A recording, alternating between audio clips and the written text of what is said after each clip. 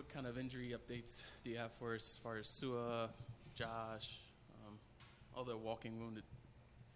Sua had knee scope and went well, and he will probably be, we're not going to guess how long it's going to be, but they just went in and cleaned it out a little bit. You know, once the swelling went down, they rechecked it and felt a little pain, so they just cleaned it up a little bit, the meniscus, and he'll be fine. Obviously, Murphy had his ACL, MCL surgery. Bowen had his labrum surgery. And then Doxson went out and did some individual today, and he's getting better day to day. What do you expect for Doxson? What's the plan? Is there a chance for him Saturday, or are you guys not even looking at that? My plan is to listen to the trainers and Josh and find out when he can go full speed. Tomorrow we're going to try to see how much more he can do. And then we'll make a certain decision on Saturday whether or not we can put him in there or not. Sorry, back to Stewart. Did you know what play that he injured at, or was it something that had been Third play of the game, he jumped over the pile, landed on it funny.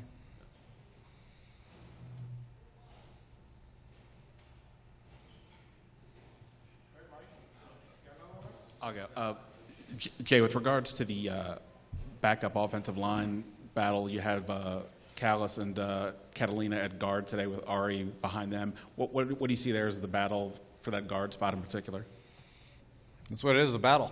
And, you know, Ari's been here, done a nice job. He played last year, did some good things when he did play. Catalina, we got as a free agent from Georgia. He's done some good things. Obviously, Kalis from Michigan. So I think the guys are playing. Catalina's played a little bit of left guard, right guard, and tackle. We're trying to find out if he's versatile enough to do that, which is important. And then, you know, Kalis has played both guards, and obviously so has Ari. Ari's mixed in a little bit of tackle. So end of the day, we're just going to have to let these guys play and make a decision. You had DeShazer in there for Craven's last few days. How's he doing there? And if you should have to start the season without Sua, although there's optimism, of course, that he's back, would you be comfortable going with DeShazer at strong safety?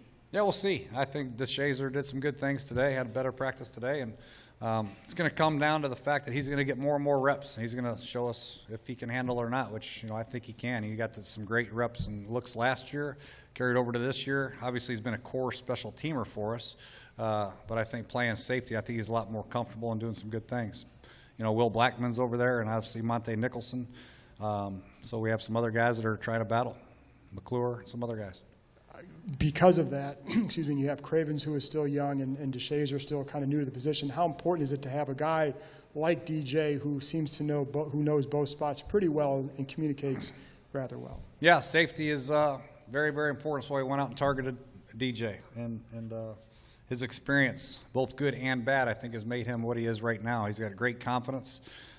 He's playing very well. He's a great communicator. But the big thing is he brings great energy to the defense, which is, at the end of the day, what you want. You want great energy.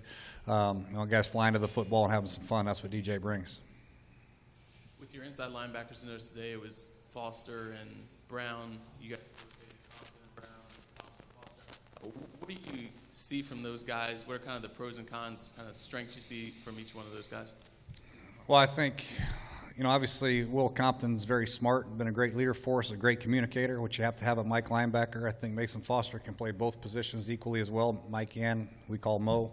And he's a good communicator. And obviously Zach Brown has a great skill set for playing linebacker. He can go sideline to sideline, probably athletically faster than majority of linebackers we have. So I think the three of them they have all qualities to play. It's just a matter of finding the right match, and who that's going to be will be determined here in the next couple of weeks. Y'all suffered a lot of injuries last year at the safety position. Was there something specifically that you guys were looking out of or wanted to see from DeShazer last year for him to get more reps, or why was that? Because I don't think he had a start last year. But he was a corner. He converted to safety, and he really wasn't very comfortable playing safety yet. You know, and you know, it's a major adjustment period. You know, as an offensive guy, I think a DB is a DB, right? It's DB. Go back there and play safety, but it's a lot harder than you think. You know, angles and positions and communication.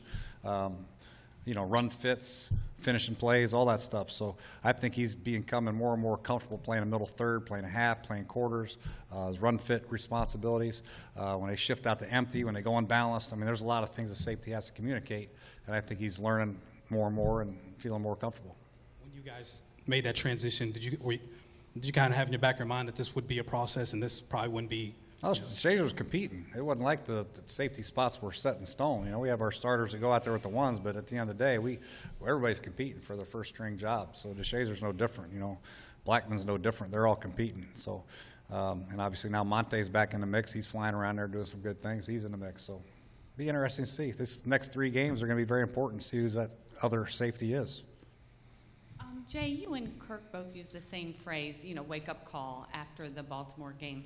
Has that, coming out of that, have you changed anything about your approach to either the meetings or practice in the days that remain between now and September 10th? No, we're still preparing. We're still preparing the same way. We're going to get these guys prepared. I just think when you talk about wake-up call, I just think everybody has to come out and understand the other team has an agenda also. We didn't match the same agenda, and that's probably my fault. So, 6 plays, 2 3-and-outs for the number 1 offense wasn't what we expected, but we expect our offense to come out and play a little bit better, more physical, try to get the running game going a little bit. 2.2 yards a carry is what I was most disappointed in the whole game. For us to be a physical football team, we have to be able to run the ball better. Jay, people have said that Phil Taylor doesn't look like a guy who's been out of the game for as much time as he has been. What is it about what you've seen out of him that has made it such a seamless adjustment back from the time off that he's had? Who? Phil Taylor. Oh, Phil Taylor? Yeah. I don't know. I think it all comes down to his body and how he feels. When you have an injured knee like he had, and some of the injuries that he had, I think that takes a toll on a big, giant man. He's a big man. And I think his weight is where he likes it, but I think he feels confident in his legs and his strength where he can go out and do his job successfully. And, people handle injuries differently. Some people take longer to recover. They recover, but then they got to get their bodies back in shape and to playing shape. And I think he's in great shape right now. I think he's got great confidence in his recovered injuries, and he's in a good spot, mentally and physically. How have you seen Samaje develop in protection throughout camp, and also since that Baltimore game when he really had the first real shot to work against that? Oh, we'll see. I think out in practice is a little bit different. The thing about playing another team is Green Bay Packers are going to have a totally different blitz package than the Baltimore Ravens, and the Cincinnati Bengals will possess a whole new package the following week. And how we adjust and how we plan and how we adjust to each different protection is going to be how successful you could be as a running back in the NFL. So Chris Thompson obviously is as good as anybody, but we got to get another guy to be able to step up and do that. And it's hard. We change protections at the line of scrimmage like that. I mean, you have to block that guy from that guy to you over there, and they have to adjust, not only adjust to the right person, but adjust and get their body in the right spot and then finish the block. Jay, you said before what you see the next 3 games important. That's how you determine who plays that safety position. Are you saying the message for the whole team is what you need to see in games is going to be the weight of how you determine who's in your 53 and in your number 1? Well, that's a major part of it, obviously, but we're also not going to discount what we've done on OTAs and training camp. We're not just going to throw that away and say it doesn't mean anything, but it's all an evaluation process. And they have to understand that these games, playing in these games, it's not a punishment, it's a platform for them to do well. So we're excited to see them take advantage of the reps, with the crowd and the fans and the pressure and all that stuff. That's important. Jay, now that we're a month or so into camp and preseason, where are things with you with regards to the coaching and the play calling, and what do you want to do for this next game for you, the next evolution of this? Yeah, I mean, you guys are making a bigger deal about it than I am. I'm fine with it. I have a call sheet. I got all the plays broken down in certain categories, and a lot of them some of them I call by gut feel, some of them I call based on what we've game planned. Some game plans will be more extensive than the ones we have in the preseason, but the big thing is I want to call plays that the quarterbacks are comfortable with and the players are comfortable with, and plays that we've repped out here so they can go out there and execute and play at a fast, high level. And then it's up to them and how they execute it. No play is going to be perfect. We're not going to get somebody wide open every play. The holes aren't going to be gaping on every play, but it's a matter of guys making plays off schedule perhaps, or running through a tackle, or beating man-to-man coverage or what have you. So that's, at the end of the day, what I want to see. Jay, how much game planning do you guys do in Game 2 versus Game 1, and as you progress through the preseason, as opposed to just working on whatever your base stuff is? Yeah. The big thing is when you talk about game planning in the preseason, I think Game 1, you want to make sure the quarterback's protected. You know what I mean? You're not just going to go out there and just go out there blind. We have no idea what they're going to do. We blew some protections, not because we didn't game plan, because we just blew some protections which were uncharacteristic of some certain people.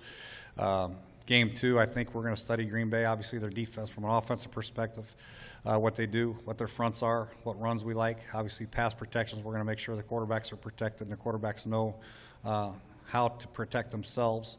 And then defensively, put our guys in a good position to, stop what they do best and let them play.